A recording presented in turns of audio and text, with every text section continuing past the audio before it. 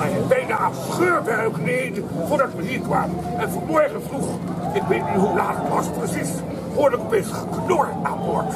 Ik denk, oh, nou toch, geknor aan boord? Ik ben het hele schip van voor naar achter afgekomen, gelopen, om te kijken waar het geknor vandaan kwam. Ze pakte mijn magische hengel om een visje te gaan vangen voor op brood vanmorgen.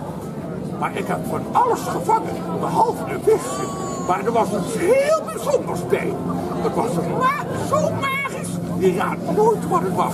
Je mag het niet raden. Nee, dat was het niet. Je mag het 2 keer raden. Schot voor de boeg. Ik denk dat ik hem moet gaan wekken. In de wekfles.